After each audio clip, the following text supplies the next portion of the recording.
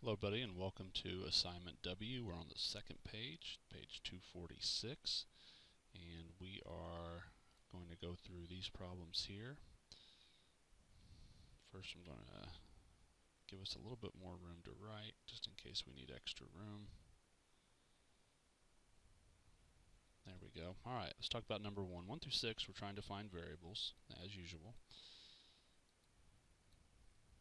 And we have a median. BD is a median here. That means that these two sections are going to be cut equal to each other. This segment and this segment are equal to each other. So we can make an equation in order to solve for unknown variable x. 7x minus 1 is equal to 6x plus 3. Solving for x, I'm going to take away 6x from both sides. That'll just leave me with x. And I'm going to add 1 to both sides. That will give me 4. X is 4 for our first problem. Alright, number 2, we are trying to solve for two variables. And we have midpoints identified for f, d, and e. That means they're cutting the sides of the triangle in equal parts. And not just that, but BF, BE, FC, and EA are all the same by their notation. We can solve for y by simply setting the 15 equal to 3y. Dividing both sides by 3, it's plain to see that y is 5. Okay, now our other one, 10x, we'll set equal to 9x plus 6, because you see the notation, they are in fact congruent to each other. 10x is equal to 9x plus 6. I'm going to take away the 9x from both sides, and that'll leave me with 1x, and I'm just on the right side of the equation left with 6, so x is 6. Alright, and that brings us to number 3. We need to first solve for x, and the notation here says that all these parts are congruent, EH, FH, and HG. So I can solve for x by setting 9x minus 2 equal to 7x plus 4. Alright, I'm going to subtract 7x from both sides to give us 2x. I'm going to add 2 to both sides to give us 6. And then x is 3. Alright, and that solves us for x. And then we still need to find y. Now, if the 5y goes with hg, we can set that equal to either 9x minus 2 and 7x plus 4. Let's go with 7x plus 4. 5y is equal to 7x plus 4.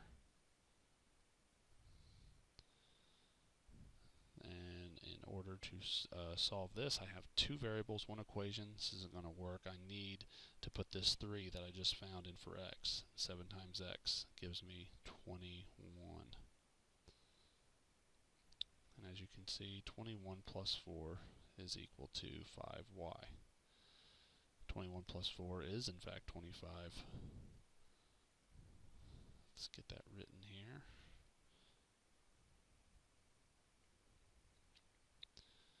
There we go. And then dividing both sides by 5, we do see that y is 5.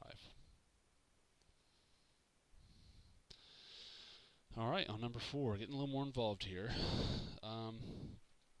Number 4, we are dealing with medians. The medians start at a vertex and they come down and cut the opposite side in 2 equal parts. We're going to have to follow the centroid theorem here. Remember, the centroid is the intersection of all 3 medians. So this point right here is the centroid of the triangle.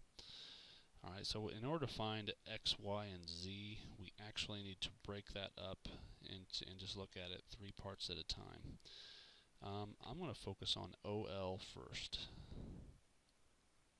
So OL's right here, and we'll do our work in red to correspond to that.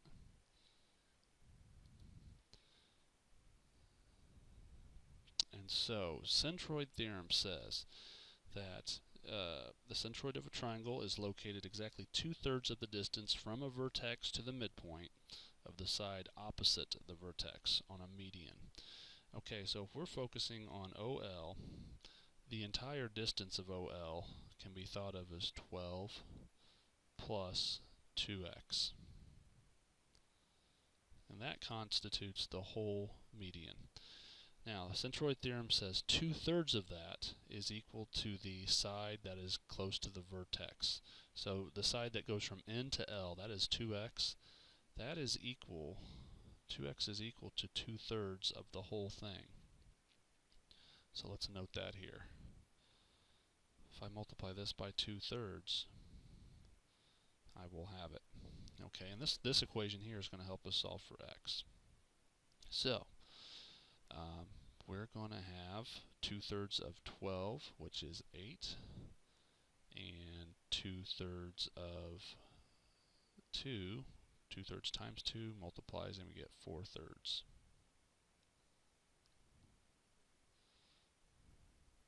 So we have, let's fix this here, 8 plus 4/3 x is equal to 2x. Okay, now at this point I'm going to use a technique to clear my fractions. I got one fraction. I'm going to clear it. I'm going to do that by multiplying every item in the equation by a 3. So 8 times 3 is 24. 4/3 by times 3 will clear the fraction and I'll just be left with 4x. And then 2x times 3 is 6x. Now I can solve this a little bit quicker. Subtract 4x from both sides to get 2x. And then divide both sides by 2. And x comes out to be 12. Okay, now we're going to set up our problems very similar to this on 4 and 5. Okay, I'm not going to work the rest of them out because they all work the same way I did with this red one here, but I will set up the rest of them for you here. Let's talk about median KP. Try to do that in blue here so we can see the difference. Okay, KP, the whole thing on KP is 3y plus 5 and a 10. Okay, so I'm going to get that written down. 3y plus 5 and then plus a 10. Now, if I multiply that whole quantity by 2/3, it will equal the distance from the centroid to the vertex, KP, the vertex K to N. And that is equal to this, we're saying that distance is the quantity 3y plus 5.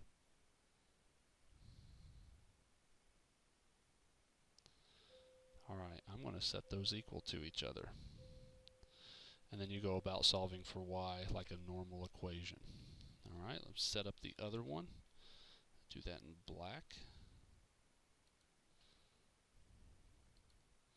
And we are focusing on the median JM.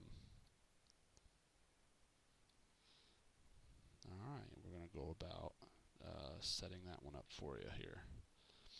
If I add both parts of JM together, that would be 24 plus 6z.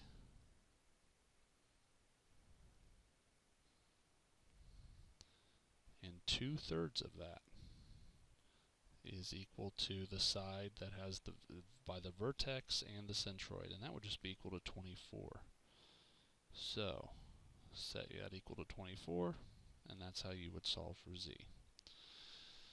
Okay, very similar setup for number 5 here. Notice number 5 has the same thing here. Now 6, also dealing with the centroid, and they tell us here the lengths of all the medians. TP is 18, MS is 15, RN is 24.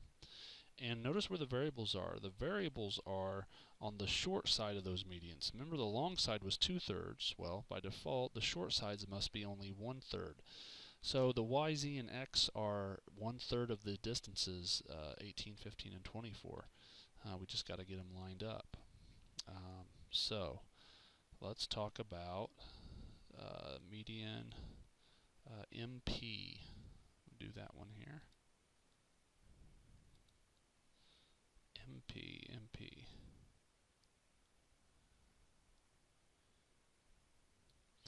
Okay, MP, the whole distance we know, I'm sorry, MS, we're talking about MS, the whole distance is 15, so we'll write that down. And the one we're after here is y is on that, and y is 1/3 of that distance. So y is exactly 1/3 of 15. Easy enough. 1/3 of 15 is 5. So in this problem, y is 5. Okay, and you'll set up the others similarly. You'll do 1/3 of 18, we'll find x. 1/3 of 24, we'll find z. So that is how you do number 6. All right, a couple more questions here to answer. Number 7, for what kind of triangle are the medians and the angle bisectors the same segment? That's only going to happen in one type of triangle, and that is going to be an equilateral triangle. Try to get a quick sketch here of it. So if I find the median, that's exactly halfway on one side, and then I go up to the vertex, that's going to cut that angle in half exactly. So we have an angle bisector and a median, and that's going to happen on all three sides, and that is for an equilateral triangle only.